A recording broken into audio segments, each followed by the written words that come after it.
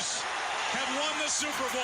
The Packers' all-time leading scorer. A game winner for Mason Crosby. It's time for the Mason Crosby Show with Mitch Nellis, presented by Verizon, the official 5G network of the Green Bay Packers, on the Wisconsin Sports Radio Network, powered by the Potawatomi Sportsbook, and on the free Odyssey app.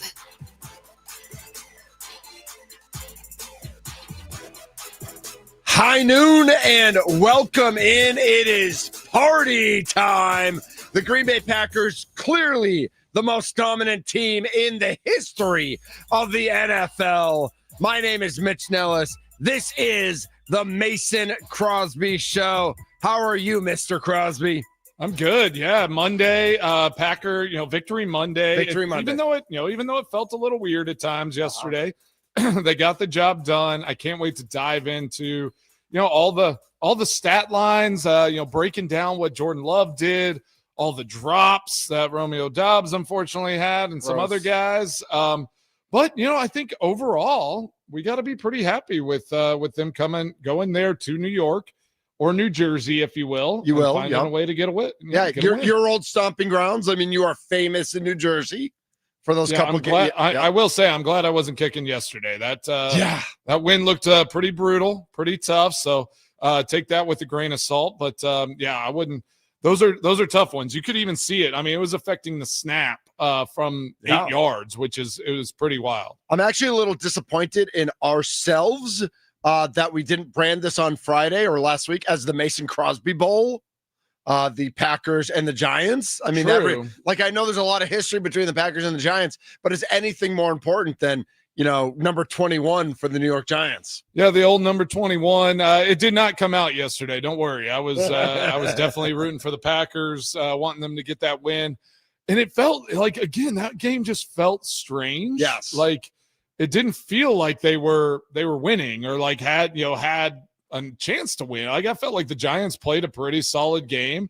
Put a plan together like some of these other teams have, but the Packers did what they needed to. Christian Watson stepped up. Yes. Again, Jordan Love, I mean, his stat line looks bad on paper as far as like completions and some of the things. 2 touchdowns, no interceptions, was slinging the ball around, did some really good things. And then just those drops came back. And I do think some of it was weather related. I mean, you saw some of those balls moving in the air, making it tough to catch. But yes, that is an excuse, right? Come on, like it's not. I mean, they're hitting them. Yeah. Like those were. He had some good throws that were dropped that are inexcusable, especially the one where he kind of extended the play. Romeo Doubs does a great job getting open, and then he just peeks and just drops the ball right in his hands. Absolutely. This is the Mason Crosby Show presented by Verizon, the official 5G network of the Green Bay Packers. We are on the Wisconsin Sports Radio Network. Our studio is powered by the Potawatomi Sportsbook.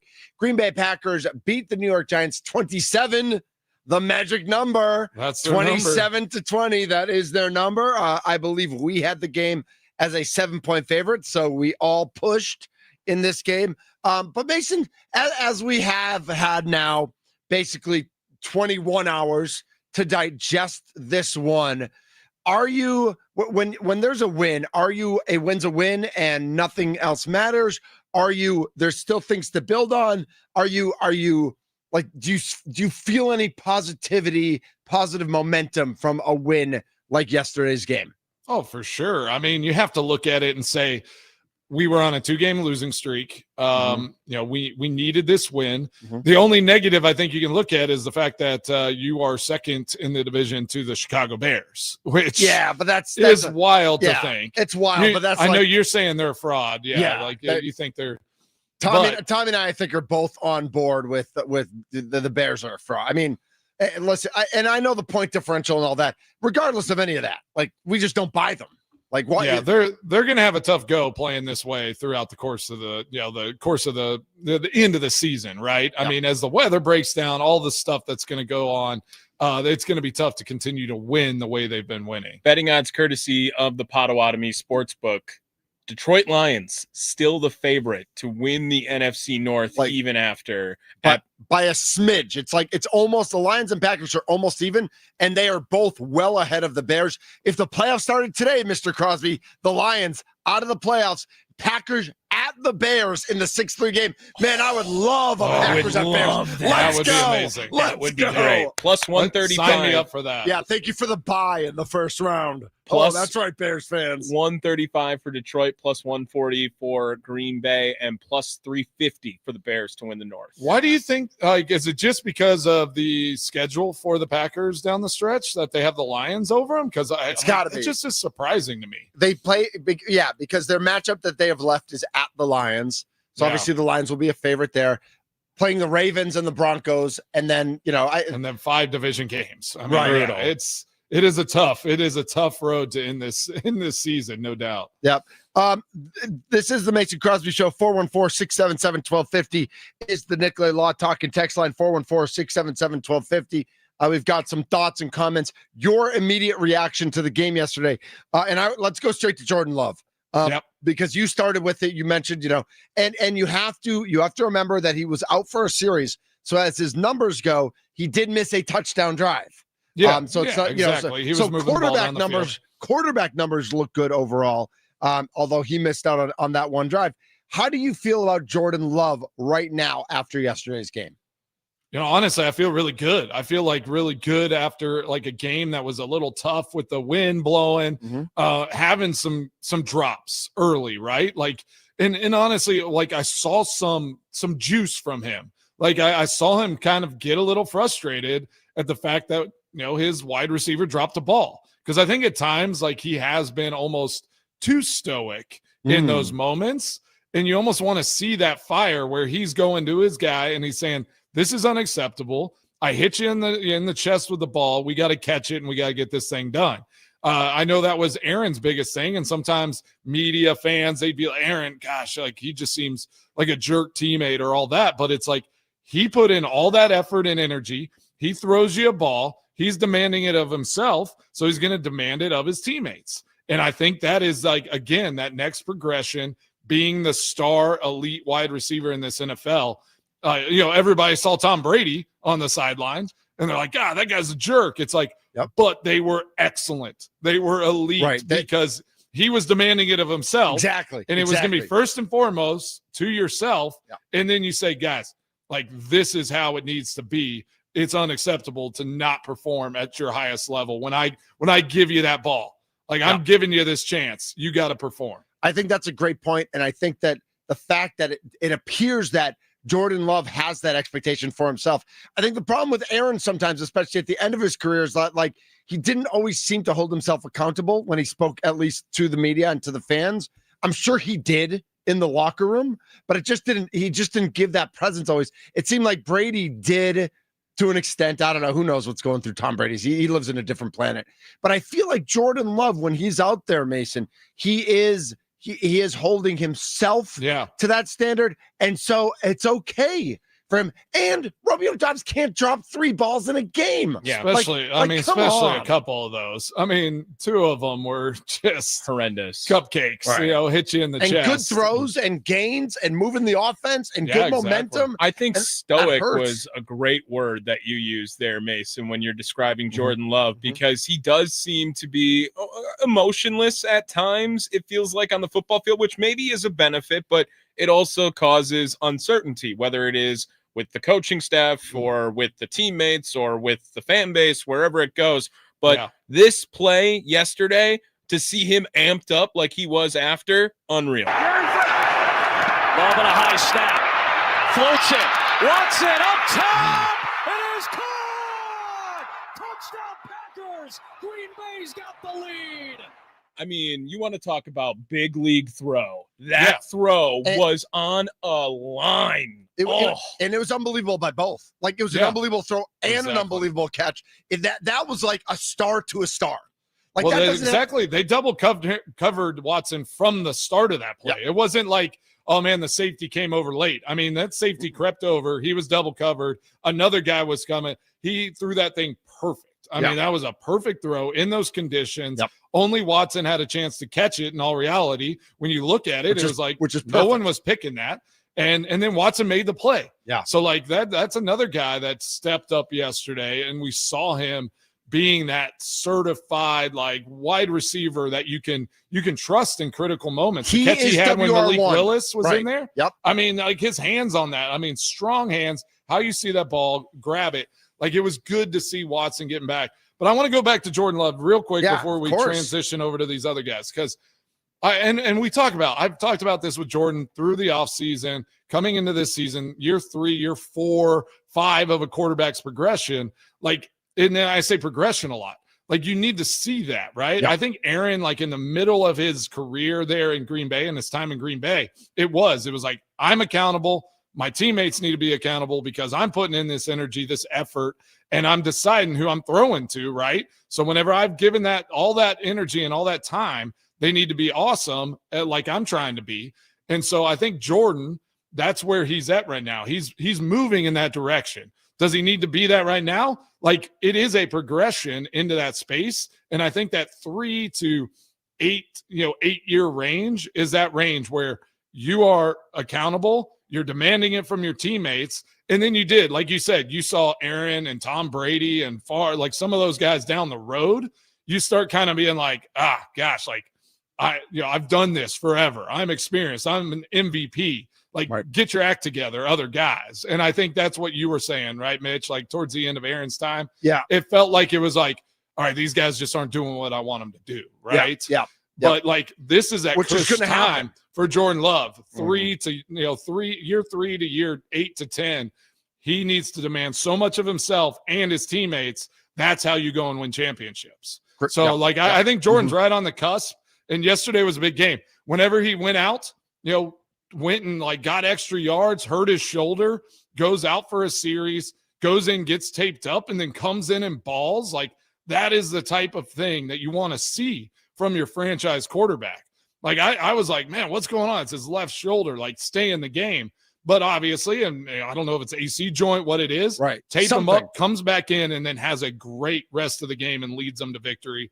That is all you can ask for a franchise quarterback like Jordan Love. 414-677-1250, the Nicolay Law Talk and text line 414-677-1250. Find us across all the socials at WI Sports Radio. If you want to get in touch with us specifically, it's at Crosby Kicks 2. That's the number 2. At Thunder MKE, at Tommy WSSP as well. We are there for you all over the social media verse, all over the airwaves. We're on Twitter. We're on YouTube. We are wherever you are. We will find you and come to you. Packers 27-20. Jordan Love gets the win. Christian Watson, I think, what more can we say about this kid coming back from the injury, fully healthy? I mean, didn't even really miss a beat, didn't need to slow play his way in. As much as we've kind of maligned Jordan Love for focusing on Romeo Doubs and forcing him the ball in terms of targets for a few of these games, it sure seems like Christian Watson looks like WR1 to me, Mason. Yeah, I mean, just his presence, and then clearly like that where the touchdown throw that he had 2 guys, that were for him. Mm-hmm. Like it was like they were assigned to cover Christian Watson. Don't let him score a touchdown. Don't let him get behind you. Don't let him get deep. And he still goes and gets it done. Yep. That is what a wide receiver 1 looks like, right? Yeah. And then the catch he makes is what you expect from a wide receiver 1. Yeah, he had that drop down the sideline that, you hope he would have made in a critical moment. But he played a great game, got 2 touchdown passes, did what he needed to do. And I think now with Tucker Kraft gone, because on the other side, that's what we saw yesterday.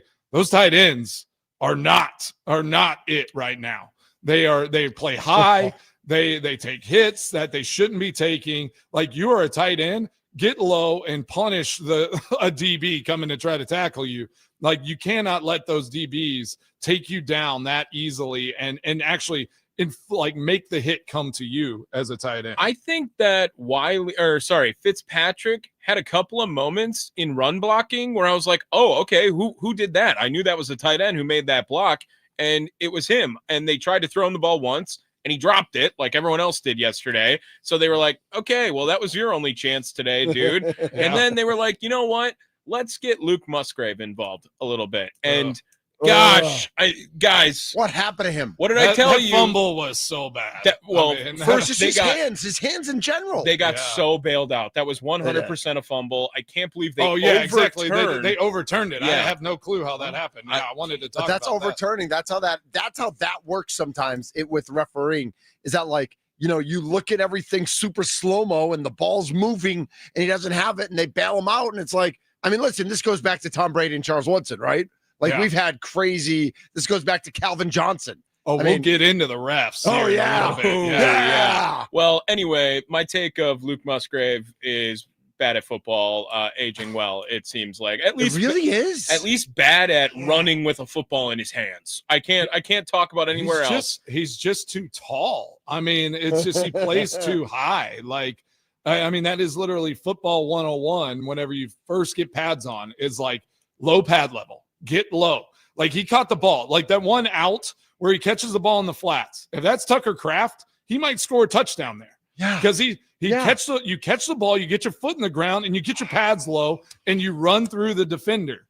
Like Musgrave caught it, slow turn, was still high, and a corner or safety was able to just literally just wipe him out, just take him down. It's like I just don't understand playing that high. You're already tall. You're a big target. Get low. Play a little bit lower with your pad level. Is there something, though, to be said that Matt LaFleur wants to plug in and play Luke Musgrave for Tucker Kraft? And they're not really – because it felt like that. Tucker Kraft – is a completely different tight end. On those flats, right? Yeah, right. Musgrave needs to be a down the field. Yes, that's a good point. That's a great point, Tommy. Draw something Tommy, that's a great point.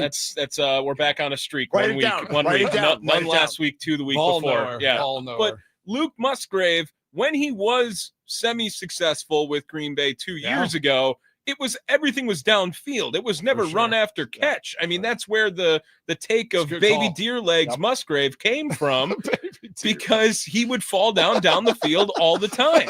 And now he comes back over here and they're giving him these Tucker Kraft routes where he falls down when he catches it. Don't give him the ball 3 yards away from the line of scrimmage. You're not getting 4 yards. Yeah. Baby deer legs. Baby deer legs. I love that. Yeah, you can call him that all you want. All right, let's go on a little more, some shout out train. Okay. I saw some PFF grades. Aaron Banks looked like he had a really solid day yesterday. Okay. Yeah, all right. PFF wise. Yeah, I mean it was noticeable, at least to the grading system. Mm-hmm. I thought the O-line did okay. I mean, Jordan Love extended some plays. Like there were times where he was sitting back there, and it was like if a route developed early, like he was protected, and then he extended some plays and did some things and tried to make stuff happen with his legs. I got to give Savion Williams that catch he made. That was like. Yeah, give that rookie a shout out. Another third and long for Green Bay. Fifth body coming for the Giants. Pressure. Love with time. Waving receivers around. Off the back foot, he launches it downfield, and it's caught by Savion Williams. The rookie comes up huge on third and long. And I love that he got away with an offensive pass interference. He just gave him a little push. It wasn't. He didn't make it obvious. Like he didn't extend the arms all the way. He didn't hold it. He just gave him a little nudge, enough to break free, which I think should happen way more often in the NFL. Like let the hand fighting happen. What's it like? You got to have low hands, one hand low, like hip, waist, midsection area. If you get high or like use two hands, they're going to call it every time. Yeah, what's it like watching a Jordan Love pass from the sideline? Because on TV, it looks like he throws the ball higher than anyone else has ever thrown a football. And I know that Aaron did the same thing. Maybe he picked up a thing or two from him, but that ball just like floats so high to Savion, and then all of a sudden it's got the perfect angle to just drop only to where he can get it. Yeah, and I don't know if that's a Jordan Love thing or if he did learn that from Aaron. Like Aaron was so good at that because it was like that angle of attack, like with that ball coming down, it's so much harder for a DB to react to, and it's like if you get it to the right spot,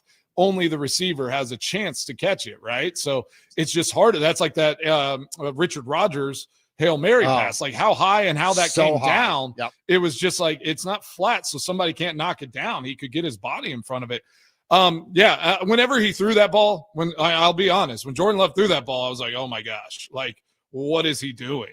And then it ended up working perfectly. And one other thing I want to say about Jordan Love is, they talked about a little bit in the broadcast, the amount of play action they ran were like they didn't get open deep. Yeah. But I will say one thing that really impressed me with Jordan Love is I almost feel like he did the play action, nothing was open deep, and then instead of like slinging it, he almost like lofted the ball to guys who were open 10 yards down. And we've talked so much about like he's either throwing like these bombs to nobody or throwing it at the line of scrimmage. It seemed like he was more comfortable yesterday throwing the ball in that 10 to 15 yard range, but not zipping it in there necessarily. Just somebody was open and he just got it to him. Like he made sure that was going to be a complete pass more often than not. Well, another shout out to Matthew Golden on the catch he had on the sideline. Like it was an extended play. All the action is moving to the right. Jordan flows out to the left, and like really good instinct for a young player that whenever your quarterback is scrambling, you break your route off and you get to the sideline on the direction he's running. So like got to give Matthew Golden a shout out there because that was an awesome adjustment on that play for sure. This is the Mason Crosby Show. 414-677-1250, the Nicolay Law Talk and Text line. We'll get to all your texts. If you have a take you want to share with us, feel free to give us a call as well.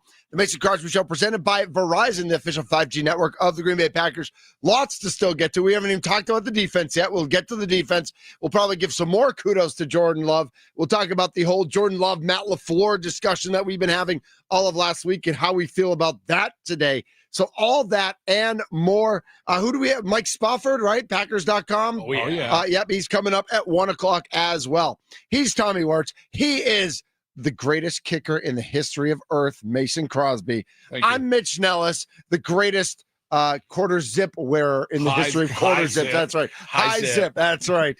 We are the Mason Crosby Show.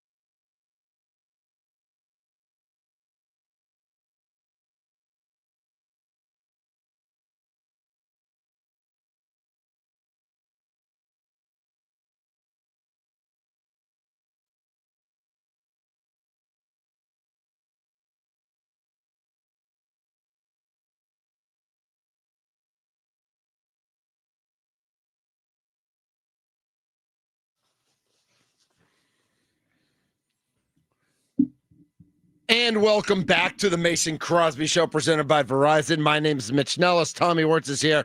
And the kicker who is just happy that he did not have to kick in those crazy conditions, crazy wind yesterday at the Meadowlands. How hard is the Meadowlands to kick in a November windy game, Mason? It can be really tough. Yeah, there's whenever it's not bad, I really like this stadium. Okay. It's very symmetrical. Like visually, it looks really good kicking in there. But when that wind blows, it can be tricky. And all those things I like about it make it really tough because that wind swirls, comes in that bowl, it gets in that bowl and just turns on you. So it was easier to kick on concrete than grass, is what you're saying? Oh, because the field at the Meadowlands is like concrete. No, it's not easier. When did I ever say that? Well, you were just saying you like it. Just saying he likes Yeah. the stadium. I he likes like the it. symmetry of the stadium. I like the symmetry. I hate the turf. Yeah.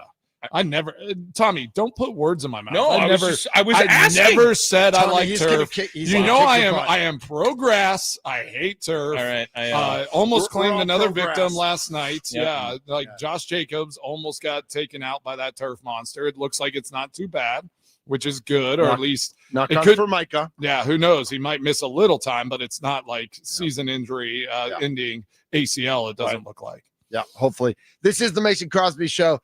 We've talked a lot about the offense. We still have lots to talk about. 414-677-1250 is the Nicolay Law talk and text line as well. 414 writes in, at times I've been critical of Jordan. He made some really nice throws yesterday. And, I hear comparisons about Brett and Aaron to Aaron to Jordan. The thing for me that reminded me of both actually was Jordan coming back out and performing. Mm-hmm. Did you agree? Did you like that he came back out right away and got right back into it? Yeah, I said that right before the break. Yep. How like that was one of the moments in that game where Jordan goes, he misses a series.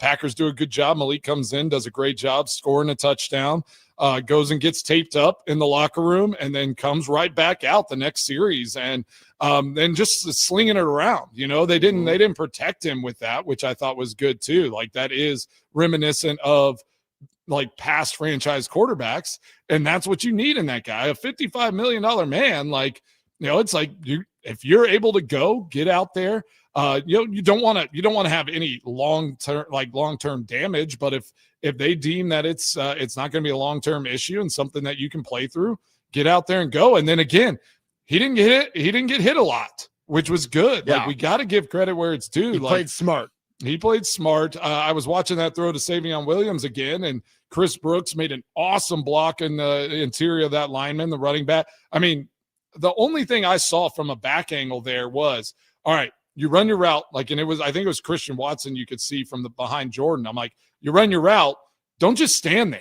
Like, it's like once you've like kind of finished your route, if Jordan hasn't released that ball, either run back to him, then move, find something else. Like, I don't like the standing around once your route's over. You got to give Jordan more options in those moments. Love that we're on the Wisconsin Sports Radio Network, on the air in Green Bay, Wausau, Duluth Superior, and Milwaukee. Joining us on the Nicolay Law talk and text line, Michelle's in Wausau. Michelle, you're on the Mason Crosby Show. Hey, good morning, guys. Mason, I got a quick question. I jumped to the tour guide. You were talking about the swirling of the bowl. Well, if possible, it was even windier in Green Bay on Saturday. We took the stadium tour. Okay. And they were telling us about all the amazing things and the fabulousness of all the G stuff. We were in the tunnel. It was so great. So my question was to him, I said, well, you said they have all this other stuff and they feed them. You guys have a barbershop. So do they have like special Green Bay Packers shampoo and soap in the locker room? Because I can't imagine they'd make you guys bring your own soap and shampoo. And then what if one guy didn't have any? And, that could be, I'm just curious. That's a great question. That is the pro shop. Digging deep. I love it, They Michelle. should. Somebody. They've done 900 tours. Nobody's ever asked. Now, can you believe that? I love that. Well, hey, way to have some insight. And you know what? They give you a lot of options. I mean, they had Dove, the Old Spice. Like, some guys brought their own special stuff. for whatever their needs might be. But whatever you need in there, they're taking care of us on all fronts. And shampoo, soap, all of that is provided for us. We don't have to bring our own unless you just want to. Wait. Did Clay Matthews though bring his own because his hair was so luxurious? I assume he had to use his own product. Oh, he had his own stuff. I think it was like the horse and mane stuff or whatever. Yeah. I must have been killing that barber shop when Rogers had that nasty hippie hair, a few years back. And everything. Can we cut that for you, please? Yeah. Amazing. Man. I love it. Thank you, Michelle. Thanks for the call, Michelle. Wow. Oh, love it. That was worth it. And good for Michelle for doing the tour and all that on Saturday. I mean, that's kind of take it all in. I've been there a bunch. I've never done the official stadium tour though, so I wonder. I've given a lot of tours. I'm like an unofficial tour guide. I bet you are. Whenever, friends, family come into town, I'd take them through the locker room, do the tour. I'd be out there with the official tours, and I'd be giving my 10 person tour group going through. We'd always get, kind of looks and get in trouble a little bit because I'd let them actually, touch the grass, which is forbidden out there. But you can't take a couple of pieces of grass here there with Mason Crosby. Why not? All right. Speaking of Mason Crosby, Mason, I feel like you have better hands than the secondary. Like if I throw one up to you, I think you're going to catch it. Is there what the old adage, right? Yeah. You play cornerback, you play safety because you have the physical, right? You can't catch. You have the physical skills of a wide receiver, but you can't catch the ball unless you're Bo Melton. Right. Yeah. Well, true. What about that end around? Yeah. Bo Melton that was a good one. Juice. But what? I mean, it's just does Jeff Hafley just pull his hair out? What? Well, here's the thing. Let's go. This is Positivity Monday because we're coming off a win. Okay. So maybe the defense is just too good at defense because there were a couple times where they literally hit the ball out of each other's hands, right? They're just playing too good of defense. And McDuffie hit Valentine and knocked the ball out of his hands. McKinney, tipped the ball that Keyshawn was probably going to pick. It was going right into his hands.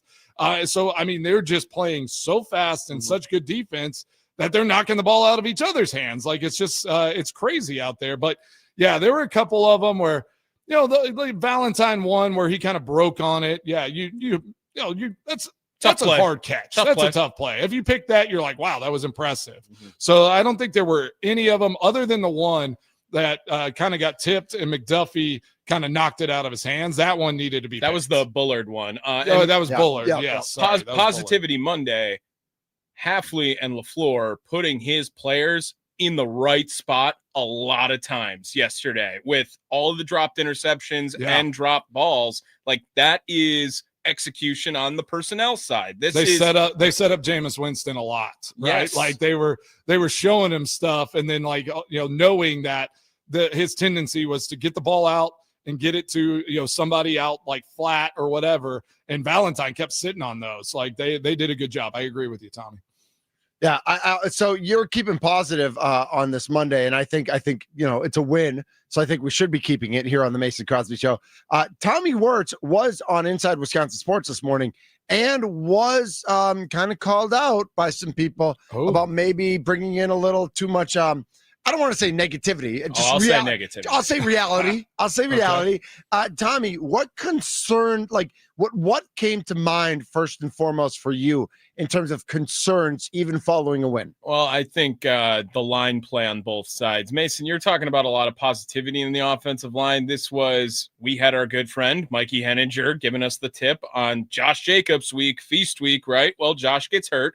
But even in that moment, I didn't think they ran block well at all again. And I thought the front four, I really think that I never thought I would get this take by the end of the season. They miss Lucas Van Ness so much on that front four because really I kind of think it's Micah Parsons is good and no one else is right now. And that includes you, Rashawn Gary, who I tried to turn into a nice guy for you. And then all of a sudden now you're absent again. I have no idea where he is on the field. Inek Bari was splitting time with him yesterday. That's inexcusable. Again, I think the defense, I really wasn't that impressed with the performance, but again, it was because of a lot of missed opportunity and mistakes on those turnover worthy throws from Jameis Winston. And I thought that this Packers team, the reason I was so disappointed is because no reason they shouldn't have covered 7 and and I also think that they could have won by 3 touchdowns in that game if they would have executed properly. This defense is built to protect a lead, right? Like the Giants ran the ball well against that front. They're just not dominant up front. So the Packers offense has to get a lead in order for this defense to get after a quarterback, right? Like that's how this team is built. And I don't like the front runner line, but that's kind of what it looks like, right? It's if they get in these tight games because they don't get out in front of somebody and make a team try to pass the ball and like do different things. Like if you can run the ball and stay within your offense and manage it with a Jameis Winston, you can stay with the Packers right now. That just seems to be how this team is built right now. Micah Parsons, I texted y'all. I was like, just keep blitzing. Like, I don't understand. I get trying to get it with 4, but when you're playing Jameis Winston in a windy game, they're running the ball a lot. Blitzes stop the run as well. Just bring 2 or 3 guys every time and force him to tear you apart through the air whenever our secondary was reading him very well. Like, bring blitzers, do that. Every time we blitzed, it looked really good. Mitch Nellis, your reaction when Jameis Winston got 10 yards on a QB sneak yesterday? I mean, he's the greatest of all time. Like I want to be with his back down the field, like, right? He's just like, I want to be transported onto the field and just dance with him. It was like it's like you want to scream that he's elongating drives, that they're running the ball, time of possession 35-25 or 36-24. Like, the Packers can't sustain that. Yeah. Like, it's great that it happened against this Giants team, but against good teams, you have to get off the field at some point. The Giants missing Jackson Dart, missing Cam Scatterbo, and missing Malik Neighbors. And Darius Slayton. I mean, they literally to only win by 7 against a team that, like, an offense that had nobody on like, again, they played to their opponent. Yeah, exactly. That's what they do. Who was it? Hyatt and who was it? Hodgins? Hodgins, dude. Hodgins was slicing. Oh my God. I mean, I know. Keyshawn getting cooked by him. It is a little worrisome. Like this team is a front running team. If you don't get up on teams, like, they are going to be in tight battles all the time. Like, it just whenever an opposing team's offense can run the offense the way they want to run it, they can run the ball, time of possession, do all those things. It just does not play into the Packers' favor at all. Mason Crosby Show presented by Verizon, the official 5G network of the Green Bay Packers. When we come back, Mason's going to tell us who's going to be the starting kicker for the Packers for each of the remaining 7 games and how they're going to kick. And we're also going to talk about Philadelphia running the tush push 983 times against Detroit last night, and Detroit going 0 for 207 on 4th down. What a I was excited for the Sunday night game, and it ended up being kind of like last Monday night. It was a little blah. Yeah, it was a little blah. He's Mason Crosby. He's Tommy Wirtz. I'm Mitch Nellis, a.k.a. Thunder. We are the Mason Crosby Show.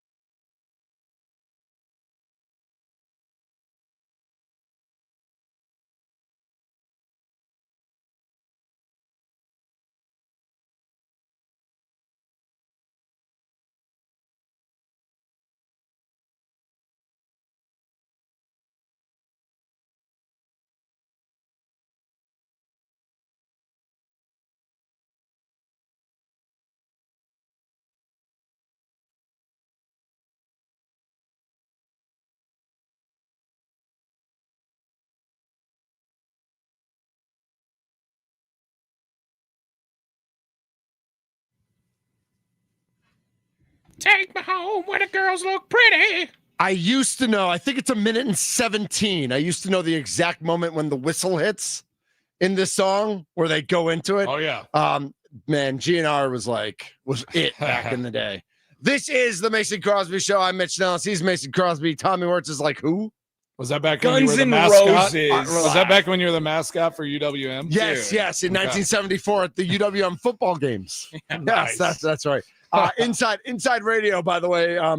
No one would get that joke because that was on our text chain. You could get a Coke for 50 cents back when Mitch Nellis was There's the no mascot. way. There's the 25 cents. You kidding me? Right, 25 cents. for sure.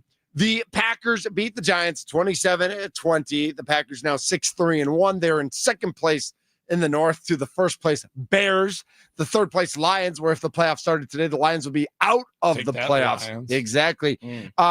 Mason, who's going to kick for the Packers for the rest of the season? Is McManus is he actually hurt? Should he have been on IR this entire time? Or I said that 2 weeks ago, where I was just like, why in the world, if this is as severe as apparently Matt LaFleur thought it was whenever it happened, right? Like he was like, it doesn't look good. Like we are concerned. Like put him on IR. Yep. Like how we didn't even hear reports of him after that Monday night game of being hurt, right? Yeah. And he comes off a week where he told McManus told Troy Aikman that this was the first time he had been relatively healthy in 3 weeks or in a month. And then to find out on Saturday that he was doubtful and not playing, so obviously, Friday is like a Thursday, a normal week for they played Monday night. Yeah, we played Monday night. That was last week. To find out Saturday, he couldn't have kicked other than Thursday, or maybe he kicked on Friday. He kicked 2 times, Matt LaFleur said, in that time. And why would they do that after he's only kicking on Thursdays or once a week? And then in a shortened week, they would kick him twice. Yeah, he kicked 2 times, and then that's when he said he felt some tightness after kicking 2 times. But that was Matt LaFleur's words. They kicked him twice in that period from Monday to Sunday. So is he hurt, or is it just not full? Or is he just tight? Fully comfortable? Well, maybe this is not okay. This is dumb. The I'll say this: if he's good to go this week, and it was just a safety measure. Haversick over under 2 more weeks on this team, he's going to get cut, right? That's that. I mean, they have to cut one of them, and it's obviously they're going to keep McManus. Yeah, you can't keep carrying both of them. Yeah, they continue to have 2 kickers. A performance like that, I think everyone's going to be like, well, saw that coming now. But if he's really hurt, is Haversick the guy? No, I don't. I mean. I've talked about this again. I like Lucas as a guy, and as honestly, his leg ability is really good. Clearly by how he came in that 61-yarder. But this is why he's bounced around, right? It's whenever conditions get tough, whenever it's you're carrying it and you kind of get into a season. Sometimes it's hard. It's hard to carry that job, and so we saw that on Sunday. Again, tough conditions. The one laces straight back, some snap stuff, but again, it's you got to adjust. You got to find a way to knock them through. You are the guy. You are playing for the Green Bay Packers. We can't make excuses for that position, anymore. I never made excuses when I was there. It was make or miss. It was on me. I mean, it was I gave credit where it was due to my operation, to the protection, and then if I missed a kick, it's my job to go out there and knock it through regardless. If that ball's laying on its side, I got to knock it through. If I don't, then we reload and we don't make excuses about it. So this whole injury thing with McManus is it's just gotten crazy. And again, we just didn't hear anything about it. It's all of a sudden he's doubtful. We thought he was back to healthy. We thought he was fine. Moving forward, we'll get rid of Haversick. McManus is the kicker. If McManus is actually hurt, Mason, Haversick's the kicker for the rest of the year, right? They're not gonna bounce around kickers at this point, are they? It's hard to imagine that they would bring somebody else in, especially with Haversick on the active roster right now. How hard is it? But they have to make a decision at some point. How hard is it for Orzik and Whalen, this situation? It's not as hard for them. Whalen a little bit because he's just maybe some holding, lean, and different things, whatever preference the kicker has. But for Orzik, it shouldn't be shouldn't be anything. Just snapping the ball. I mean, again, Positivity Monday. Danny Whalen, like he needs to be. Bombs. Like, dude. I don't know if he's gonna have the magnet. Special teams player of the week. Oh my gosh, is he gonna have like the amount of punts to like qualify into All Pro? He's or not Pro punting Bowl? a lot. He doesn't punt a lot, but when he does, he is changing the field. Dude, that last punt he had won the game. Unbelievable. He won. I mean, he absolutely played a role in winning the game. Like, you know what didn't though, and I wonder, like, there's no way they told Haversick to kick a touchback after they take the lead there. Okay. Like, again, those are those little things where it's like, although the team's not like, I don't know that they trust the team to cover up a kickoff. Well, they covered well. Well, Mosby covered well. Mosby was killing killing people. So, but you just can't. You can't give them the ball at the 35 there in that situation. Like if they get a big return, okay, that's rub of the green. But you can't just let them have the ball at the 35. Right. When and again, without an interception, they were down in the red zone. That was a mistake by the kicker. Yeah, exactly. Yes. And I think they go for two. I mean, they're the Giants, and they had nothing to lose. If they score a touchdown there, they're going to try to win that game. And what would that be if we're talking today that we lost 28-27, 2 missed extra points and kick in the end zone at that situation? Yeah, absolutely. Good point. For the record, Whelan is second in the league. The Packers are second in the league. The Bengals with 10 more punts, averaging 53.1 yards. Packers at 50.8. That's crazy. Yeah, that's a big number. Bomb on the ball. All right, Spoff. We got Spoff coming up. Mike Spofford's going to join the show. Then we'll get into our pick reviews. And, of course, we will end the show with Mason's Extra Points. 1 hour down. 1 hour to go. This is nice, Tommy. Your favorite player. This is the Mason Crosby Show, presented by Verizon.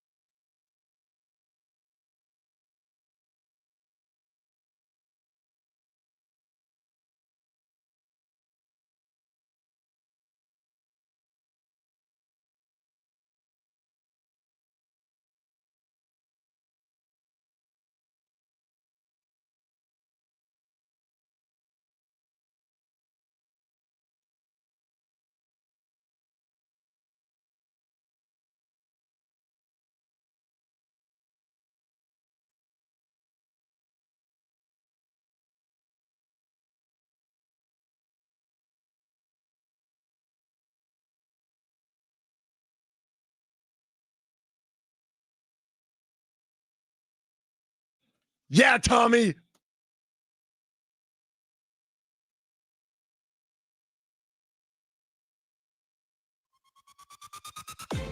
A Super Bowl champion. The Green Bay Packers have won the Super Bowl.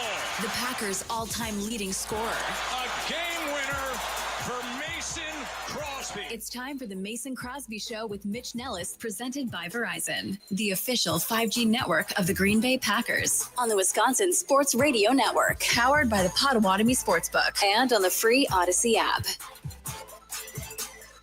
This is the Mason Crosby Show on the Wisconsin Sports Radio Network. It's nice when your football team wins, and the Packers won 27-20.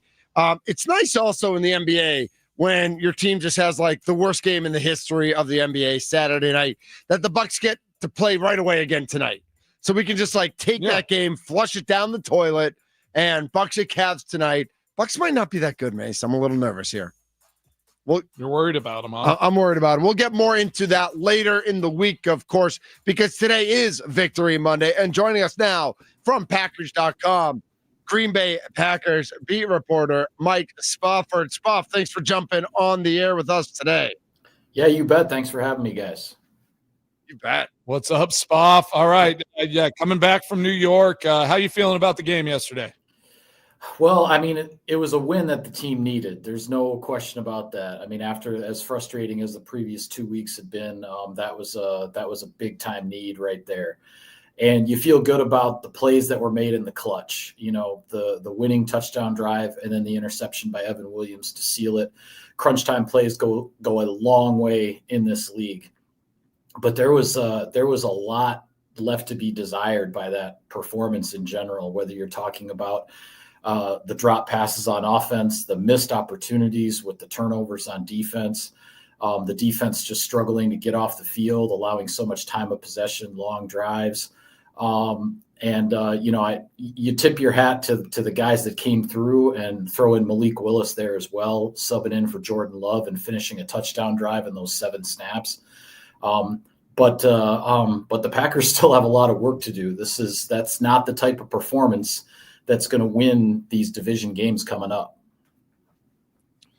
Yeah, Spoff, I agree with you. Like, just kind of on that front, who did you think looked really good in this game, and who do you think like just kind of just is we're hoping to see step up or needs to improve after watching that game yesterday?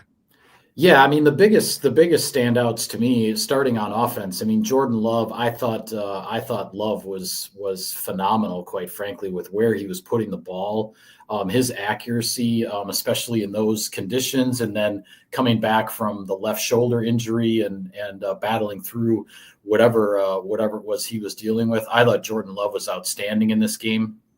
Christian Watson, outstanding as well. Really, really good performance. I mentioned Malik Willis too, coming in to finish that touchdown drive. And I give credit to Romeo Doubs for bouncing back and making a couple of plays, but Romeo Doubs is one of the surest handed receivers on this team. And it just seemed like his shakiness with the drops early on in the game became this contagious thing where, multiple guys then were dropping the ball and things were getting sloppy on offense. So that was certainly frustrating to watch. On the defensive side, I mean, really, it just came down to the missed opportunities. I mean, whether it was Carrington Valentine not hauling in an interception, Javon Bullard getting run over by his own teammate when he's got an interception in his hands, Keyshawn Nixon missing the interception on the deep ball, Edgerrin Cooper somehow didn't blow up that screen pass on 3rd down when, it was looking like that was going to be a big stop for the defense deep in New York territory. And then suddenly that screen pass ruptures and they convert a 3rd and long, and then they're on their way down, down to the other end of the field. So really defensively, it just felt like it was missed opportunities. I mean, just 1 or 2 of those handful of plays go differently. And I think the entire performance on defense looks different. We got Mike Spofford joining the Mason Crosby Show. You can find him at Packers.com talking about this Giants versus Packers game. Good win. Always some things to clean up. But looking at the defense, like the last few weeks, like against the Eagles, they stopped the run pretty well, but it looks like this run defense, like the recipe for these teams like Carolina, like the Giants, is try to control the clock, run the ball. Do you think that's a product of, just the front? Is that like how our offense is playing? Or do you think like this team has really like missed Lucas Van Ness being on that front as well? And what an impact he has, and the hope that he comes back here, hopefully this week. Just talk a little bit about that run defense for this Packers team right now. Yeah, I mean, it certainly isn't going to hurt to get Lucas Van Ness back. I think he can make an impact for this team defensively for sure. But in the bigger picture, it's hard to know where this Packers run defense is right now, because for the most part throughout the season, the run defense has been pretty strong. And that performance against Saquon Barkley, 22 carries for 60 yards against the best running back on the planet. I mean, that was really, really impressive what the run defense did on Monday night. And that was exactly why they were able to keep the Packers in the game with all the offensive struggles and still have a chance to win that one.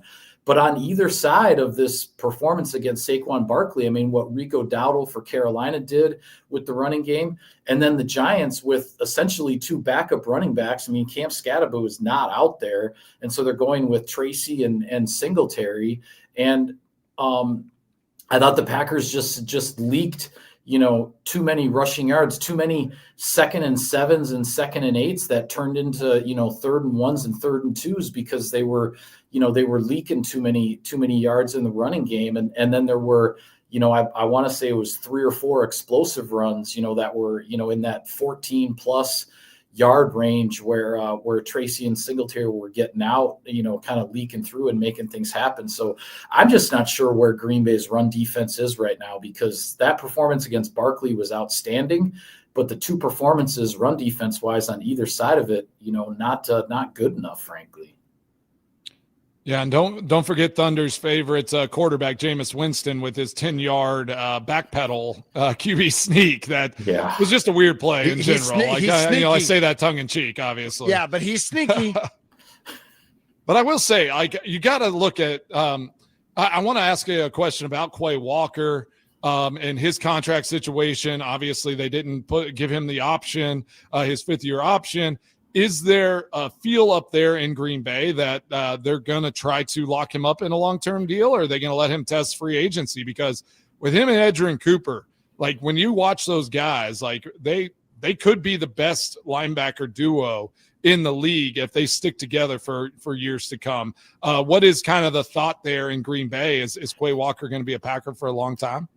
Yeah, I mean, I agree with you that I think the Walker-Cooper combination at linebacker is the best one the Packers have had in quite some time. And we've heard from Brian Gutekunst multiple times over the last year or so that he sees Quay Walker as a long-term piece of this defense. They would like to extend him and get something done there. And I will say, I think Quay Walker leaving that game yesterday with I believe it was a shoulder injury. I might be mistaken on that, but his absence late in the game there, I think factored into some of the defensive struggles as well.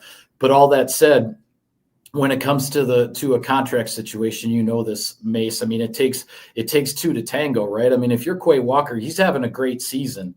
He may be of the mind now that you're into mid-November and whatnot, that hey, maybe he might be thinking, and I'm not trying to put words in his mouth, but he might be thinking, hey, play this out, maybe see what's available in free agency, but not necessarily closing the door on the Packers, so to speak. But he might want to find out what's out there for him in terms of the next contract. So it's one of those things. I do think the Packers want him back. I think they want him as a long-term part of things here. But by the same token, you don't blame Quay Walker if he wants to see what's out there.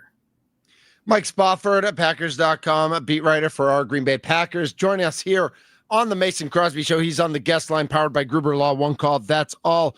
Mike, what's the update on Josh Jacobs? I know we're seeing that it's not season ending; it's week to week. What do you are there any expectations this early about what that might look like for Josh Jacobs?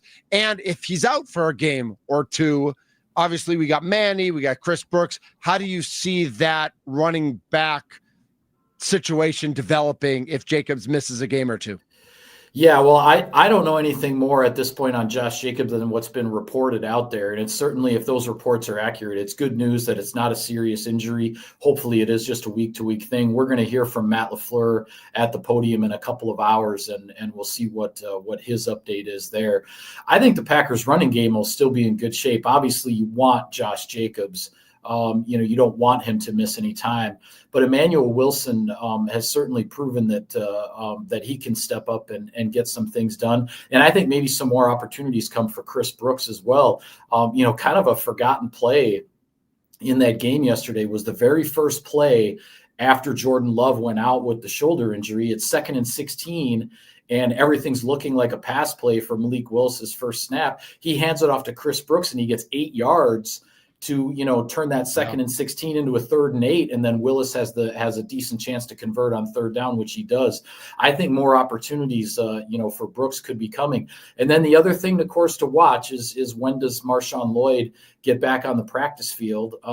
Packers still hoping that he can make a contribution this season. Now, he's been out for so long that when he does get back incorporated into practice, he's not going to be able to instantly play right away and be game ready. But that's another one to keep an eye on here, because they certainly haven't written him off for the season with this much time left. All right, Spoff. I gotta ask this question. Being there for a long time in that kicker in that specialist room, what's going on with this kicking situation? Nobody knows. Yeah, I mean, Haversick plays in this game. It was windy, it was tough, but didn't have his best outing there. And McManus, the surprise, doubtful and missing the game on Saturday. What happened last week? What happened, with McManus? He seemed to have, seemingly from that Monday night game, he said he was healthier, kind of looked like it was getting on the right track. What's going on there in Green Bay with the kickers? Yeah, I mean, that's a good question. The only thing that I've heard and that I've learned is that with the Monday night game last week and the practice schedule being a little bit different, heading into then the trip to play the Giants, was that McManus ended up kicking back-to-back days last week in practice, as opposed to kicking every other day where you kind of have a day off in between.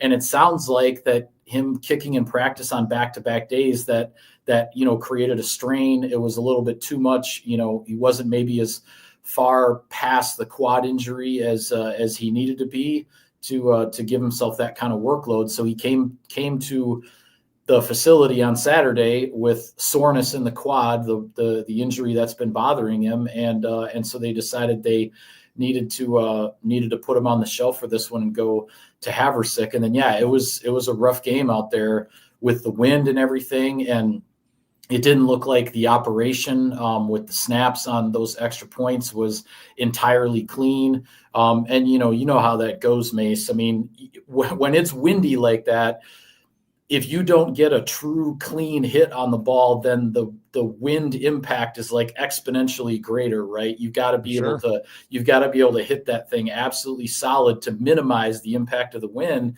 And when the entire operation isn't clean and then the kicker doesn't get a solid hit on it, then you get what you saw there. I mean, last night it was pretty windy in Philadelphia, and we saw both kickers, the Eagles kicker and the Lions kicker, on some long kicks. They hit those dead center, and the wind didn't really affect those kicks as much, and that's what you have to do in those conditions, and that just didn't happen for Haversick yesterday.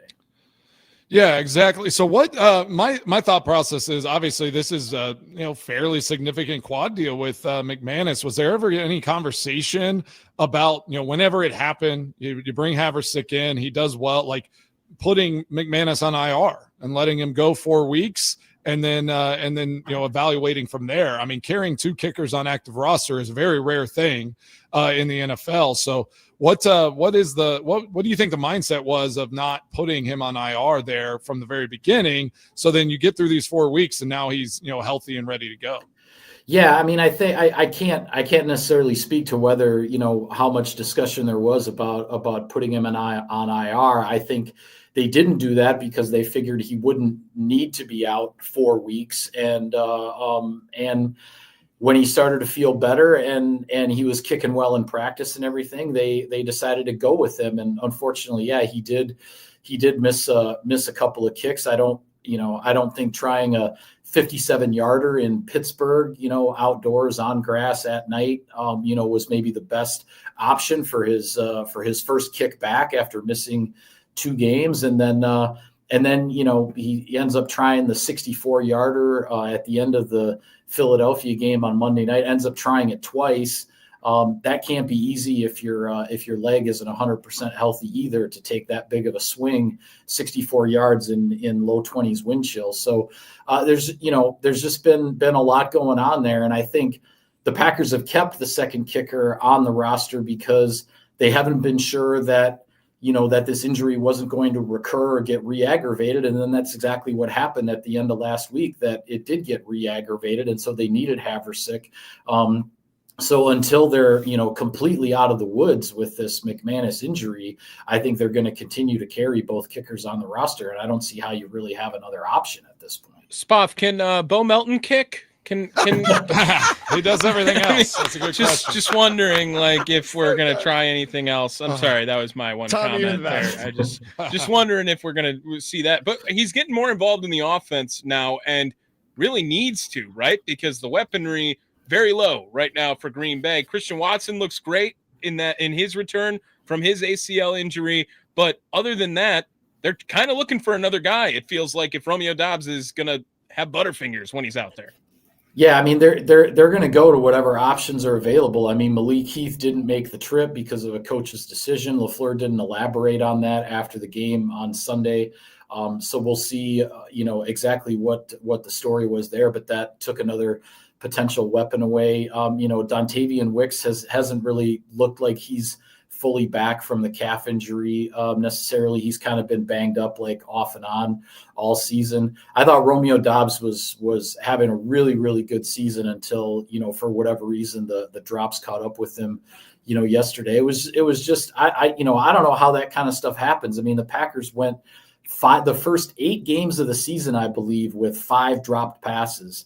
And then the receivers had 5 drop passes in the first half of one game yesterday. So, I mean, how does that happen? I don't know. I mean, it's the crazy stuff. The Packers finally got past the pre-snap penalties. We weren't seeing illegal formations and false starts and everything yesterday, but now all of a sudden the thing that hadn't been a problem, the drop passes, crops up, and that's what's hampering the offense. So, I give credit to Bo Melton. I mean, he's doing whatever he's asked to do. He's contributing where he can, including on kickoff returns. And hey, hats off to Savion Williams. You get one ball thrown at you the entire game. It's on 3rd and 10. It's a 50-50 jump ball down the field, and you come down with it to save that drive that ends up being the game-winning points, the game-winning touchdown. That was a big-time play by a rookie in a tough spot. That's huge. We got Mike Spofford, Packers.com, joining the Mason Crosby show. Just got to ask about this division a little bit. The NFC North, it's weird seeing the Bears there at the top of the division. Your first place Bears, Mason Crosby. Yeah, exactly. I hope this thing flips and the Packers host the Bears at home in the playoffs. That would be the ideal situation. What does this look like? I mean, 5 of the next 7 games are in the division. This last 7-game stretch is going to be a tough test for this Packers team. Kind of just give us a little preview of what you're looking at here in these last 7.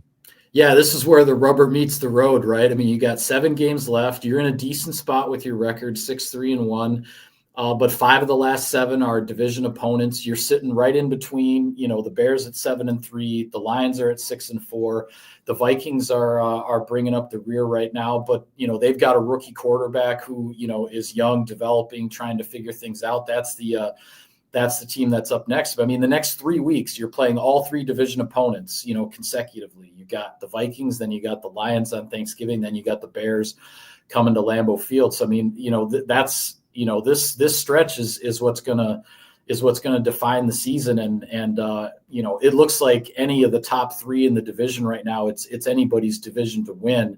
And even outside the division, I mean, the Packers' other 2 games are against the Denver Broncos and Baltimore Ravens when they're not playing division games, and those are going to be no picnic either with the way those teams are playing in the AFC. So, I mean, this is what it comes down to. You put yourself in decent position, but you gotta chalk up some more wins, hand some more losses to your division opponents, and then see how it sorts itself out.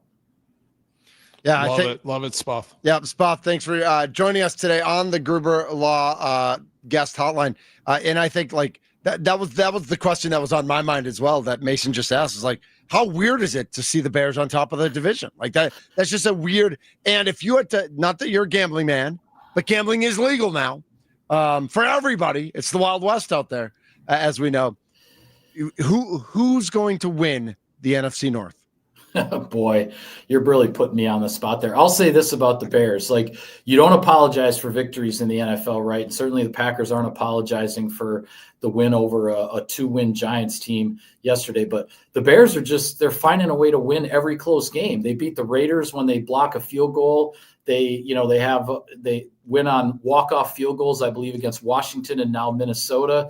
I mean, when the game comes right down to the wire, the Bears are making the plays at the end of games, and that's why they're sitting at 7-3 right now. So, I mean, who's going to win the NFC North? I mean, I like the Packers' chances. Now, I know they haven't looked like division champions, but the reason I like the Packers' chances is all the division games they have left, and they do have the win over Detroit in their back pocket already. Yep. But also that this Packers team, we haven't seen this Packers team's best football since the first 2 weeks of the season. If they find it again, and they find it at the right time in these games, these division games that they need to win, they're going to put themselves in the right spot. So, I mean, I like Green Bay's chances as well as anybody's. But it's going to be, I mean, it's just an absolute slugfest down the stretch here with 3 teams in the division, all within one game of each other, with 7 games to go. Awesome. I appreciate you, Spoff. Anyone else got anything? Tommy, do you got any more fun tidbits? Any good one-liners you want to throw in? You're the funny guy. How are we feeling about the crew, Spoff? Well, we'll see what happens with the roster in the off season. I mean, it was a great. Spend some money. Are they going to spend some money, Spoff? I know you talk Packers all day, but Harris Tour, minority owner of the Brewers, came on Sparky's show and said, "quote The payroll will increase." Yeah, well, I mean, they kind of have to at some point, don't they? Because so? They put themselves in. They've given themselves chances, but if you keep coming up short, then at some point you have to do something a little different, right? It's a great point. Mike, thank you so much for jumping on. We'll definitely catch up with you soon. I know you're on a few of our shows here on the Wisconsin Sports Radio Network, so keep up the great work. Read all your stuff at Packers.com, and we'll talk to you soon. All right. Thanks, guys. Appreciate you having me. Good to see y'all. You bet. That's Thanks Mike Spoff at Packers.com. Check out all his stuff at Packers.com. Check out all of our picks in the football universe coming up next here on the Mason Crosby. Tommy, I have no idea how we did this week. Like, I know we all picked, whether we picked the Packers or the Giants, like we just take that game and throw it in the garbage, right? I'm counting it as a win. One of my picks. Oh, relax. I know one of your picks. I'm excited for you. You know what? I'm excited for your pick. I've been waiting for this segment all week. Do you see I'm wearing teal? Do you see I'm wearing teal for you, bro? The teal is for real. This is the Mason Crosby Show, presented by Verizon.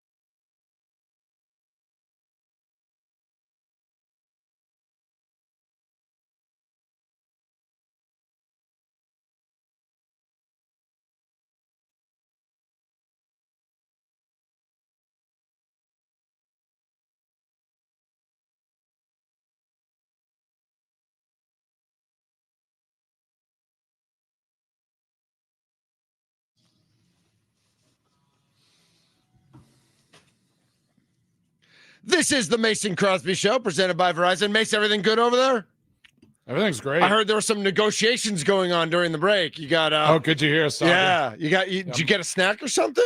What do you got going on? I did run and get a snack, but Molly is here in the room. We got a wine podcast we're gonna record here after the show with your good buddy Drew Bledsoe. I love Drew Bledsoe. That's awesome. Patriots action. Yeah. How do we find your wine podcast, Mason Crosby? Oh, thank you for asking. It's called Crosby's Crew, CRU. Okay. A little play on words for the wine world. Obviously, just like you can find our show here, it's on YouTube, on Twitter. You can go find it anywhere you get your podcast. Your podcast, so, nice. Yeah, just listen up. It's great. Obviously, seeing us is the best way. It's the best. Yes, I agree. Yeah, you want to see our faces. And, I just loved when you were Molly's eating. Such a beautiful woman. You want to see true her story. as much as possible. I just loved when you were eating Taco Bell during it. Like that was the best. That was the best one. Can I ask a dumb question? There are no dumb questions, just dumb people who ask them. Crew? Just kidding. I'm just kidding. Crew? What is crew? What's the inside? Why? Yeah, well, everyone know a little play on word. I don't know what crew is. It's a wine, like a type of wine. So okay. Yeah. It's a wine term. Okay. High quality vineyard, a group of vineyards. Oh, nice. French word. Bonjour. Like Grand Cru. Mm-hmm. Should we get to our pick review? Nope, we should only talk about one game. We're going to talk about the Chargers and Jaguars for the next 10 minutes. Come on, man. Let's go. So have we decided I feel like Packers Giants push, like it's only fitting that we have ties in the season. The Packer has a tie, right? Yes. So we all push on that one. And then you guys cleaned up compared to me. Oh, really? Yeah. Well, you guys both had the Bears. I had the Vikings, and you guys both had the Eagles, and I had the Lions in that one. So I felt kind of bad about that. However, I told you Texas, the most overrated number 10 team in the country of all time. Like we all agreed on that one. That was easy, right? We all had Georgia. Yeah. The only person to get their solo game correct this week. I have been over on solos since. I'm mad about why was Baltimore so bad in the first half? I didn't watch any of that game, but were they just was Myles Garrett that big of a deal? He has 10 sacks over the last 3 weeks. Guy is unreal right now. That's unbelievable. But this moment, the Jacksonville Jaguars. I believe my take was not that Trevor Lawrence is quote better than Justin Herbert, but more just Justin Herbert might as well just be Trevor Lawrence. That is my take. He is very mediocre. He is not a top 5 quarterback in the league, which they're trying to shove down your throat. And people are going to be like, oh, he got hurt. He got hurt with 8 minutes left when they were down 35-6 in the ball game through a horrendous pick. They lost their starting running back, and he doesn't have key. Cutting the card. Oh my gosh! For those that was a rookie card. Oh, come on, man! For those of you not watching on YouTube or on Twitter, Tommy literally just took a Jordan Herbert card and cut it in half with scissors. Justin, Herbert. It's still you felt it. He's Jordan now. Yeah.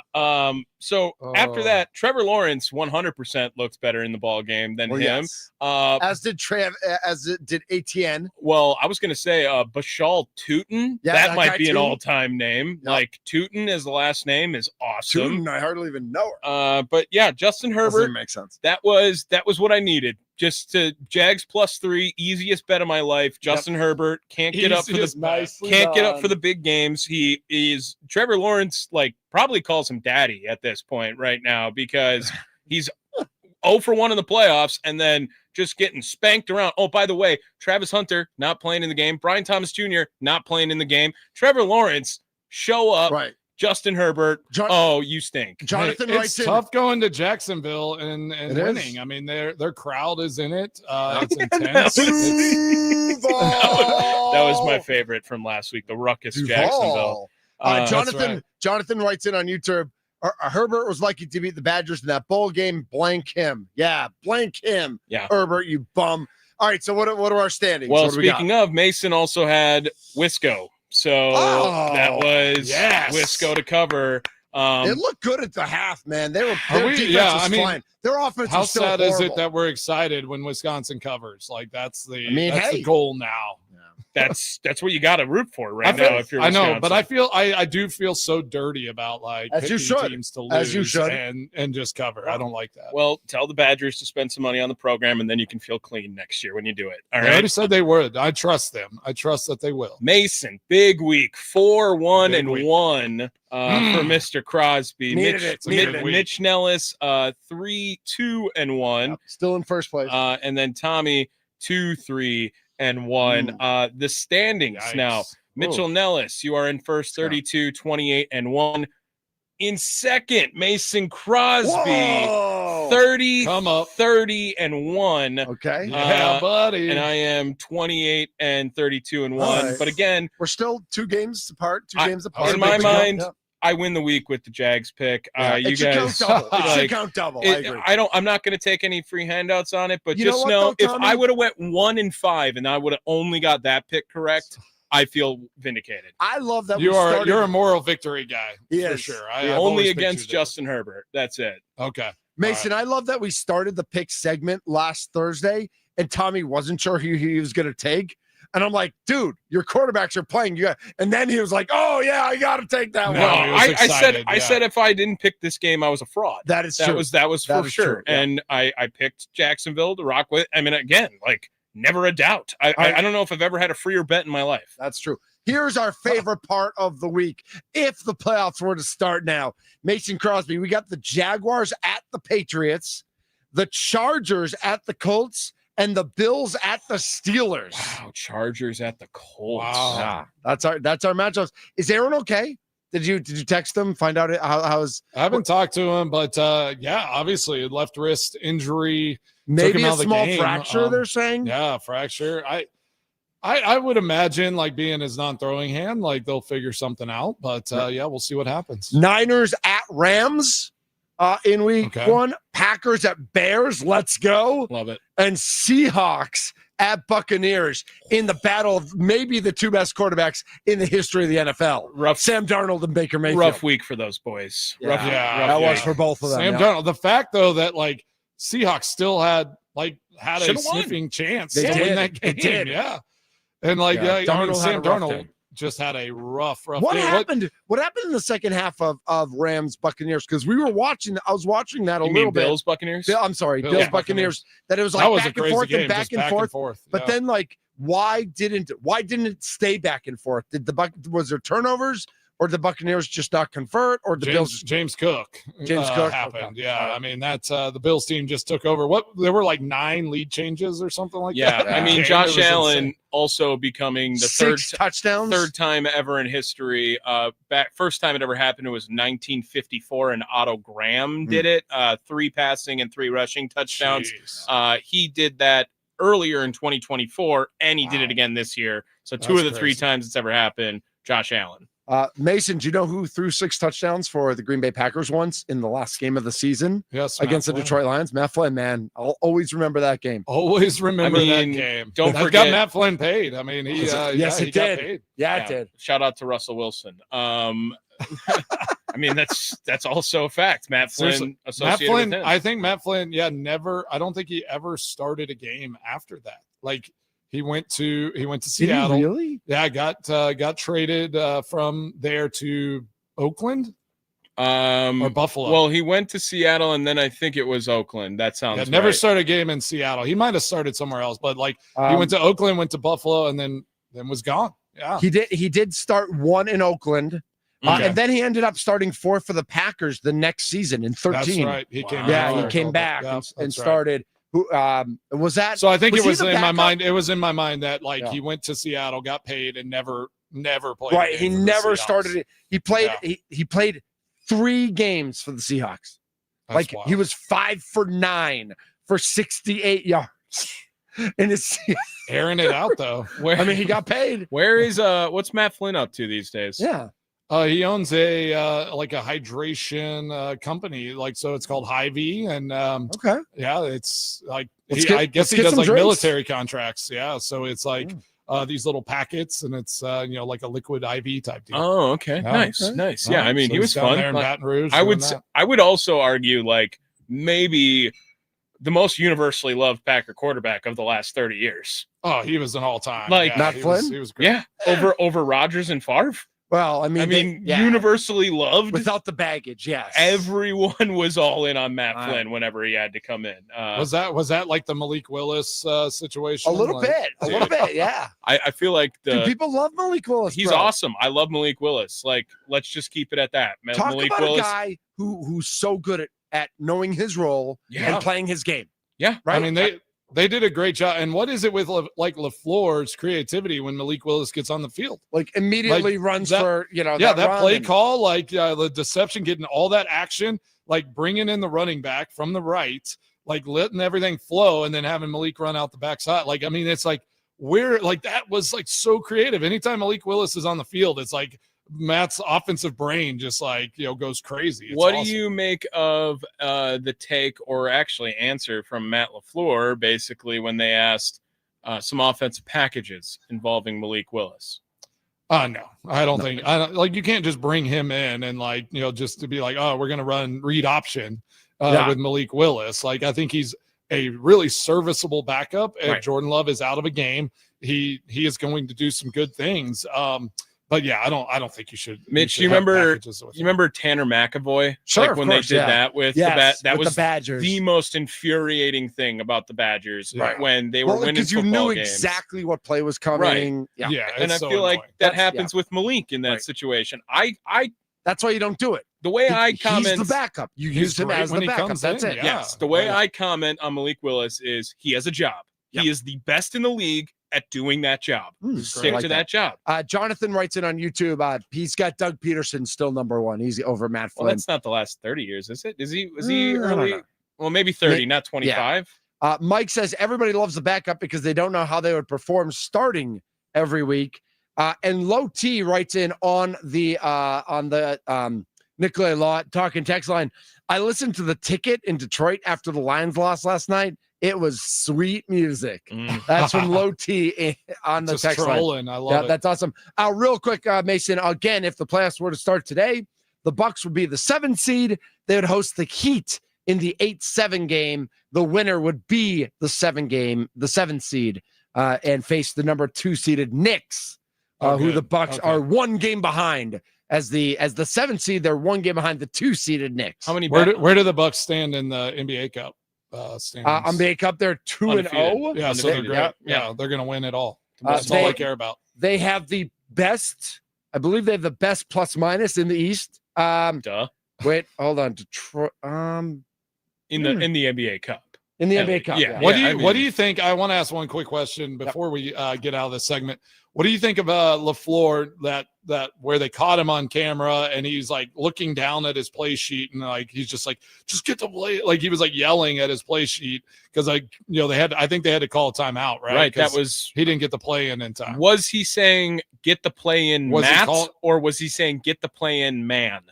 It's one of I don't those know. two. I felt like he was talking to himself. Like Right. he was like frustrated that he didn't have a play Honestly, you should be. ready to roll. You should be Yeah. frustrated with yourself. This is the Mason Crosby Show. Mason's Extra Points. How was your weekend, Mason? We will find out next because we are presented by Verizon and we are in the Wisconsin Sports Radio Network studios powered by the Potawatomi Sportsbook. Mason, you ready to drink some wine? I'm ready. We're gonna just be sipping this afternoon. Sure, yeah. Busy afternoon. Molly doesn't know how to sip. No, Let's go. Exactly.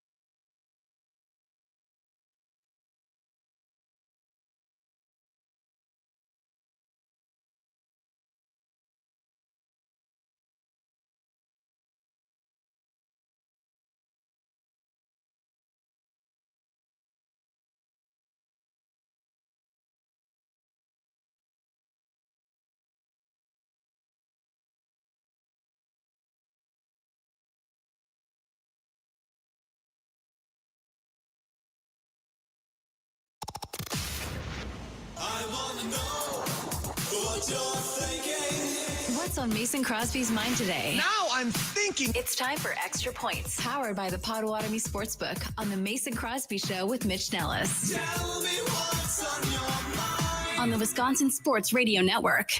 All right. Happy Monday. Great show. It's Victory Monday here on the Mason Crosby Show and up there in Green Bay for our Packers. What happened this weekend? Let's see. We had basketball practice 9 a.m. on Saturday morning, which I feel like we had some real breakthroughs. Felt really good about how our practice went. Nice. Yeah, it was solid. The weekends just go too fast. Are y'all feeling that? I mean, yes. It feels like I can't believe that we are a week out from Thanksgiving. I mean, it's like October was a blur. November has been crazy quick. But enjoyed the weekend. It was nice. We did family photos yesterday. Ooh, fancy. Leaves falling. Were you matching? Some nice lighting. Matching fits? Oh, it was, we all looked really, really nice. On the shores of Nashville. Yeah, on exactly. the shores, yes. Mace, did you watch Stranger Things? Did you watch Stranger Things? I did, yeah. So Saturday, Little Rumble and I binged season 3. Okay. So we're still a season behind. Yesterday, we got to the first episode of season 4. The problem is once you get to season 4, every episode's like an hour and 15 minutes. Like 50 minutes long. is a good episode. An hour and 15 is a little long, but we're getting there because we know, in a week, we're getting the first half of season 5 is going to drop. Oh, is that what's happening? Yeah, I didn't Thanksgiving, even see that. right around 10 days to Nice. Thanksgiving, Mace. Yeah, I know it's coming It's right here. up. It's here. I don't know where. Yeah, I'm going to be all over the place here the next week. So I'm just going to hold my breath and just jump on planes and see where I end up. Nice. Absolutely. I have become a crock pot connoisseur. Oh. As of late now, I got a crock pot last A week. CPC, huh? I cannot stop. I made like this sausage. Can't stop, won't stop. This Italian sausage chili soup kind of thing. And I brought some in for Charlie. Charlie and crushed it and said it was delicious. crushed it. Yeah. I mean, he was like, "This is awesome. It's delicious." And I thought it was yesterday too.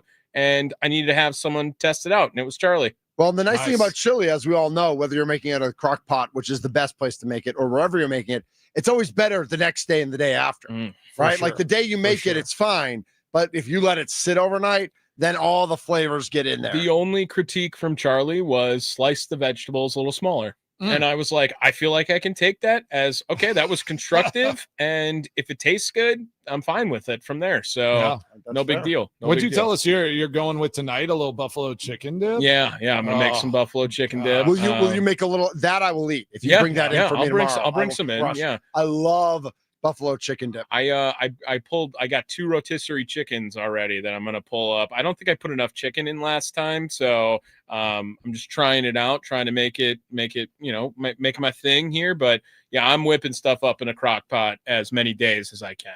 That's I love this. What are your favorite? What are the favorite Thanksgiving dishes? Like, what's each one of your favorites? well, I've told you this before. Yeah. I think I told you last year. Like, I like Thanksgiving turkey, but it's like I like one serving. I'll get multiple servings of all the sides. Oh, But I'm for not sure. I'm not gonna just sit there and be like, oh, I love this turkey. I do love like day after turkey sandwiches and things, but I'm not. Yeah, like turkey just seems like a lot of effort. I feel like after the carving and the prep and stuff. I like stuffing a lot. Stuffing's one of my favorites, Mhm. but it is very seasonal. Like I would never eat stuffing not at In the summer. Thanksgiving. Yeah. It just doesn't make sense. Mitch, where are you on cranberries? I am anti-cranberries. Really? Oh, Yes, yeah. nothing. Same I page. want nothing cranberry. Okay. Well, My mother-in-law makes a cranberry ice that everybody loves, but she started making a lemon ice for me. Wow. Oh, Okay. Well, she you loves guys enjoy your UTIs, but That's what we're dealing with. I'm Yeah, just I'm saying. concerned about that Yeah. for sure. Cranberries are helping prevent those. So Good for you. I'm Good for a you, big Tom. cranberry guy as Man, well. it must be nice to be 25 and know everything.